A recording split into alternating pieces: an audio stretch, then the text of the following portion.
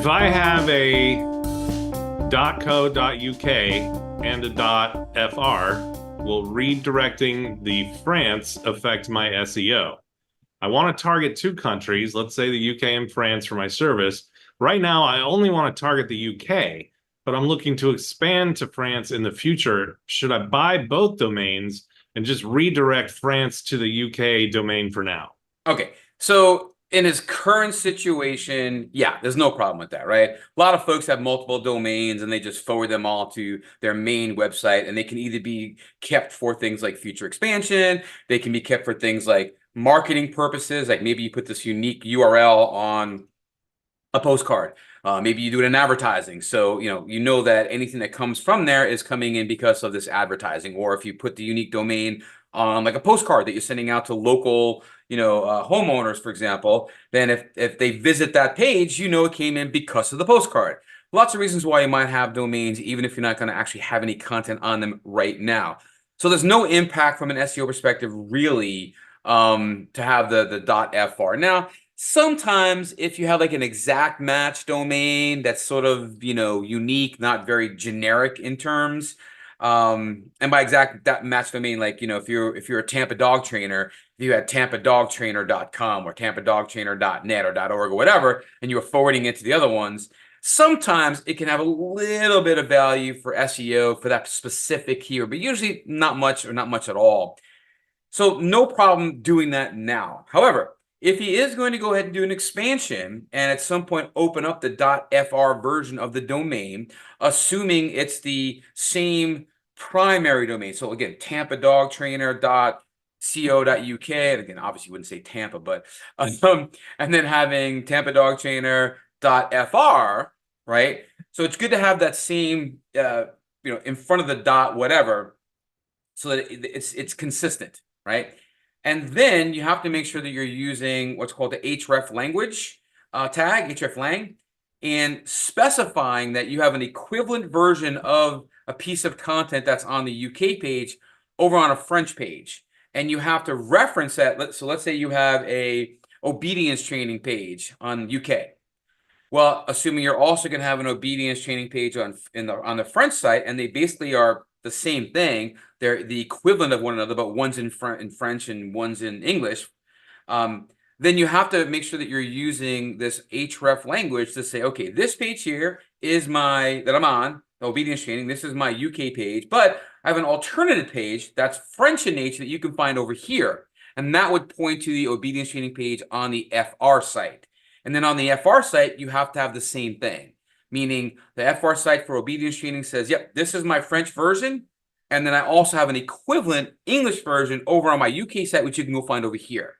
These two mechanisms help Google understand where your sites are, which one they're for, and can transfer people to the right place when they are looking for the right things. It's also good to have these separate domains in certain countries because, let's face it, there tends to be a little bit of, country favoritism. So if I'm in the UK and I do search for dog trainer and I see a .co.uk site show up at the top, or maybe it's second or third, but on top is a .com, I might go ahead and do the .co.uk because I feel it's in the UK. It's local. It's more near me. Same thing if you're doing a .fr. Someone shows up, it's a .com or .co.uk versus someone else's site shows up maybe a little further down, but it's a .fr. I'm like, well, that's a French company. That's a French site. I'm going to go to that site. So there could be some value from a user perspective in the branding side of it to do it that way. So it's not that it's wrong. I mean, plenty of folks. I was showing the demonstration in class the other day that, Coca-Cola, Microsoft, if you look at those, everything for every country, and they do like hundreds of countries, both of them, or about 100 countries for each. They have one website, Coca-Cola.com, Microsoft.com, and then they use subdirectories. So .com/fr, or, if it's for Canada, it might be like en-fr. I think Coke does en for English and then /fr for France. And then they do, no, I'm sorry, let's go en for English and ca for Canada. Then they might do fr for French and then ca for Canada. So they kind of, work everything so that it's all under one domain. But that's assuming you've got a major brand name, and they can get away with that for sure, right? Because it's Coke, it's Microsoft, they don't need to have separate domains. But plenty of companies still opt to have country code top level domains, meaning the .co.uk, .co.au for Australia, .fr for French, .de for Germany, and so on, because it gives the user more of an thought process that, hey, this is local to me, it's localized, it's going to be in German or French, whatever. But in order to make sure that these multiple sites are interconnected in a way that doesn't create issues or problems or indexing problems, you have to know how to properly implement an href language tag, which is what we began to talk about on Wednesday's multinational, multilingual and international SEO, which you're going to be picking up next month. And if you are in the membership, you will definitely be able to check those out as soon as we get the full package together. So yeah, and this is, again, even good if you're forgetting multinational, if you're multilingual, right? If you want to be in the US, but you want to be US and English, and let's say Spanish, right? Which is a big population here, native Spanish speaking language.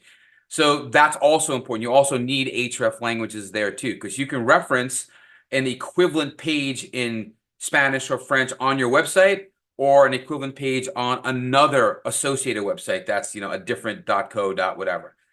So definitely good stuff. It can be confusing initially, but when you really boil it down, you get it. It's actually really simple.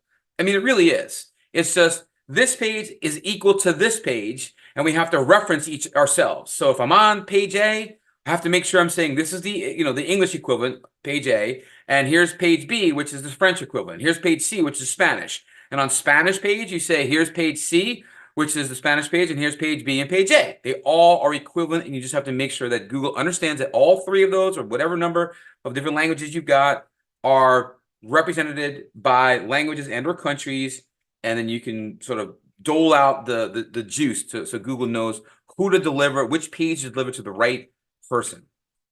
So I know it's a little confusing, but like I said, it's actually fairly simple in process, and how to do it is pretty simple. So if you haven't checked it out yet, again, you can come visit us next month. Go to stevescottseo.com/calendar. Check out the Lunch and Learn for next month for part 2 of the multilingual and international SEO.